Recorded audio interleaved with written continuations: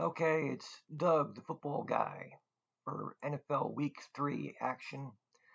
My picks against the spread. All right, last week I went 9-5-1, and my record to date is 15-14-1. And for my survivor pool pick, I'm picking the Dolphins. And I know if people think about that, they're saying, well, why don't you take the Chiefs or the Cowboys? That's two no-brainers.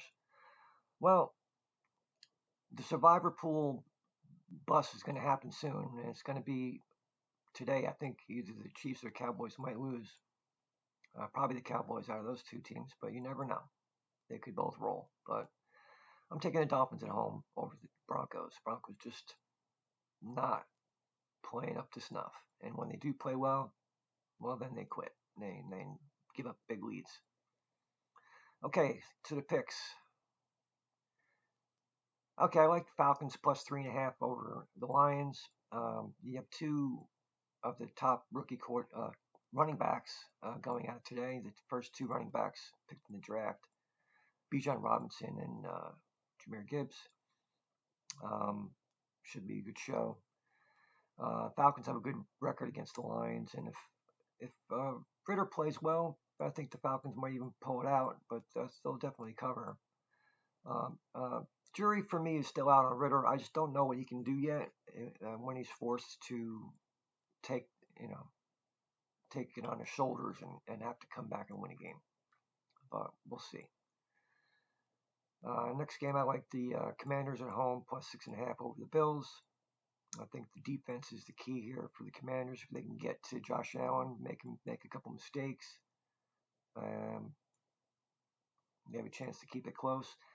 Not sold on Howell for the Commanders yet. He's had a couple good plays, but I see some bad play from him, and I just don't think he's the guy. But we'll see. I think the Bills win, but they don't cover the spread. Next game is the hardest one I thought of the day. Packers. I'll take the Packers -1 at home over the Saints. And the reason I'm taking the Packers is because they're home, and I think this is an under game. I like the under, but we're picking sides here, so I think the Packers will handle things, and the Saints, second straight game on the road. Um, I'll take Green Bay home. Next, we have the Dolphins -6 over the Broncos. Last week, the Broncos had a nice 21-3 halftime lead, and the players went home. They just figured that's good enough. The coaches went into offense and defensive conservative prevent offensive, prevent defense, and they allowed the comeback and lost the game. Dolphins, they have way too much here for the Broncos to handle. Next game, I like the Titans on the road, getting 3.5 over the Browns. The Browns, obviously, we all know that Nick Chubb is out for the year. That's a big loss for the Browns. That's huge. Kareem Hunt returns and will try to fill his shoes, but look for Hunt to be rusty and fumble at least once. And the Titans defense will force Watson to have to throw it from the pocket, and that's not good for Watson and the Browns. Next one, I like the Vikings at home -1 over the Chargers. Vikings would be 2-0 if they didn't turn the ball over 6-7 times. Um, and the Chargers haven't turned it over yet, and they're 0-2. So if you just look at it that way, I think the Vikings win at home against the Chargers. Next up, Patriots and Jets. Can the Jets ever beat the Patriots? I don't know. I don't think it'll be today. Patriots are giving 2.5. I'll give those 2.5. I don't see Wilson having a big game, which is what he would need to do for the Jets to pull this one out. It's bad weather, and I really like the under here, but we have to pick a side, so I'll take the Patriots -2.5. Next, Texans +7.5 over the Jaguars. The Texans, their defense needs to step it up, and on offense, they got to get Pierce going on the ground. The rookie quarterback Stroud has done nothing wrong, but they're 0-2 because the defense is terrible.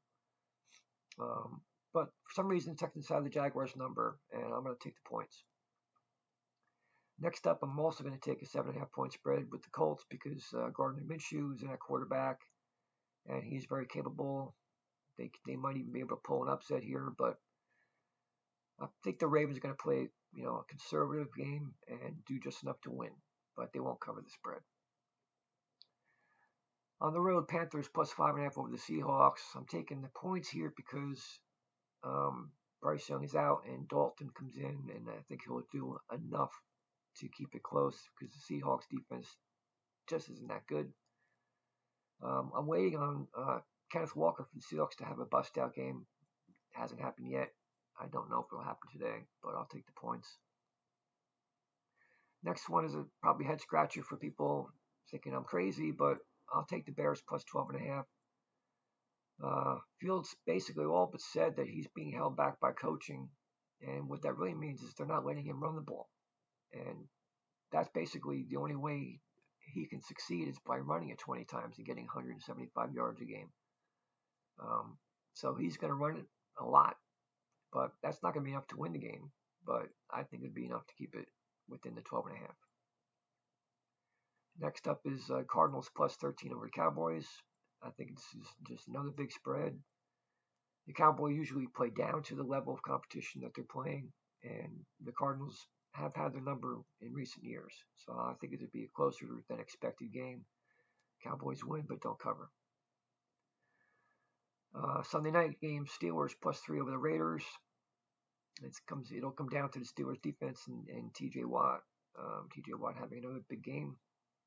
I hope he breaks the sack record this year, that tainted sack record that Michael Strahan has. I've been rooting every year for that record to get broken. I think T.J. Watt's going to do it this year. The Steelers have a great primetime record, and I think they'll pull this game out. For Monday night's games, I like Tampa Bay plus 5.5 over the Eagles. The Eagles lost a starting cornerback and looked for Mayfield to find Evans a couple times in the end zone. And I think the Buccaneers, they might be able to pull an upset here. They might catch Philly sleeping. Philadelphia's 2-0, but for some reason they have inner turmoil going on there. And the last game is I'll take the Rams plus 3 over the Bengals. For Cincinnati, your options at quarterback are a banged up Joe Burrow or the backup Jake Browning. That's not a good scenario either way.